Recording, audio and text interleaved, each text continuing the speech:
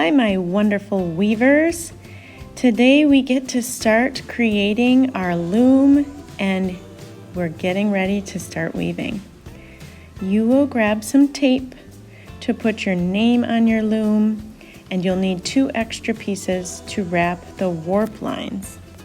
Warp lines create the structure of our weaving and they go vertically.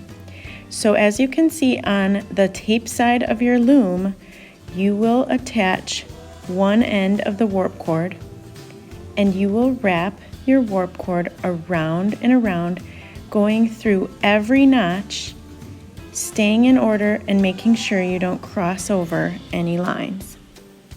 Take your time on this. There is no need to race.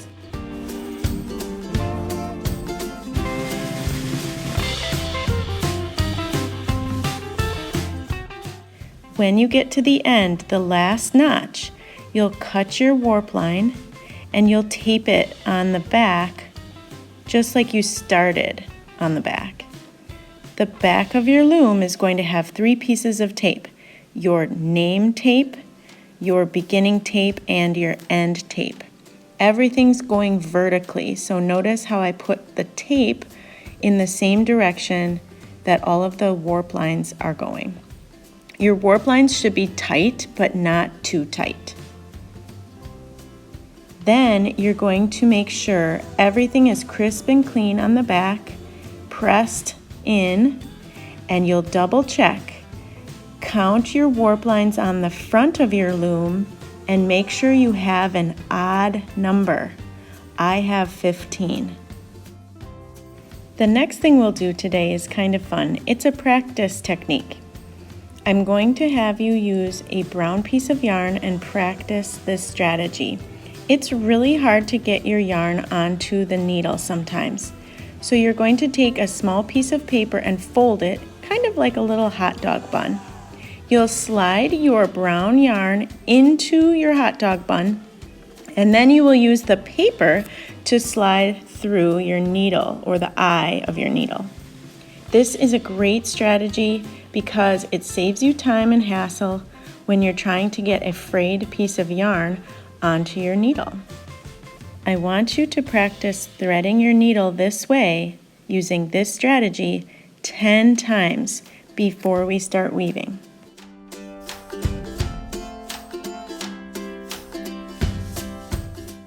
Here's a beautiful unfinished example of what our weavings will start to look like. You're going to use your loom today and any yarn that you have cut already, and you're going to decide what first yarn you'll start with. Now, some of you have yarn that might be several wingspans long, and you might measure out to kind of plan how much of that you truly need for the first layers or the first rows of your weaving. Decide, maybe you want to cut it in half and use only half of your first color. I'm guessing you'll want to use the strategy I taught you with the paper, but there are other ways to get your yarn through your needle. So whatever works for you is fine by me. But I sure like this paper strategy, so I'm going to use it consistently throughout this project. You'll start with your first color of yarn, thread it through the needle, and give yourself a little slack, maybe about 2 fingers lengths. And you can start on the left side or the right side.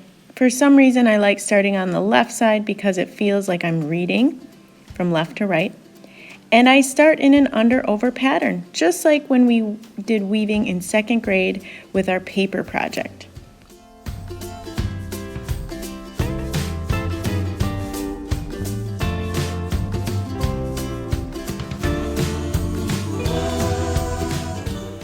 When you get to the end, pull your yarn all the way out until there's just a short tail hanging off of your first side.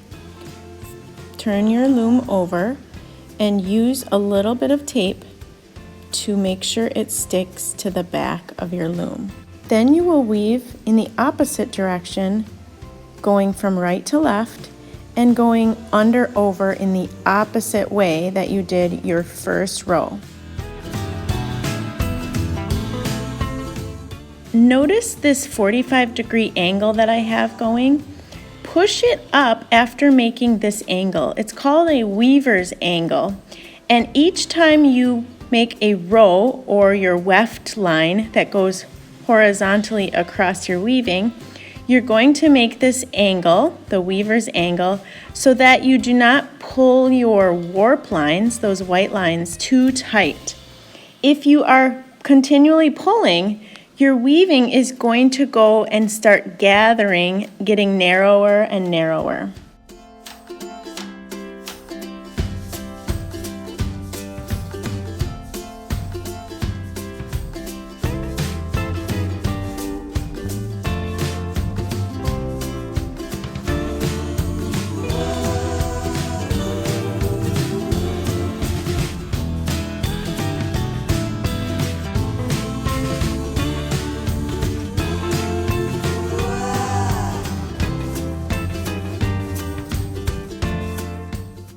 As you get closer to the end of your yarn, decide if you have room or space for one more row.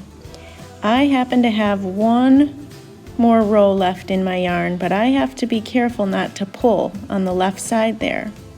Make my weaver's angle, comb it up, and I'll show you what to do about your leftover tail.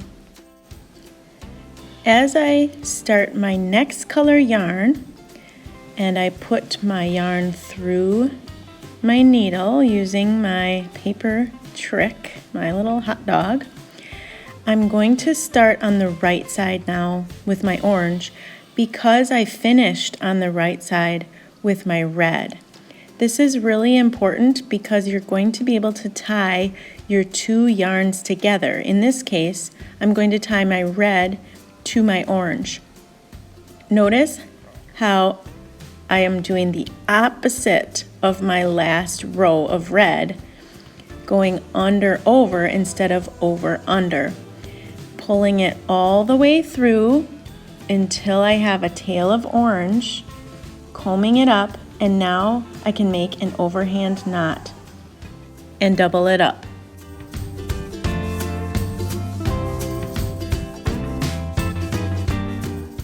If these little ends bother you, feel free to tuck them or tape them to the back and start your next row. Going opposite, if you went under over, you're going to go over under this time.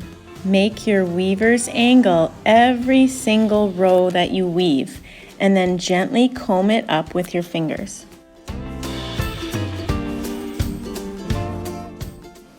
This is for later. But if you have a small piece of burlap at home, this is an awesome practice for sewing and weaving.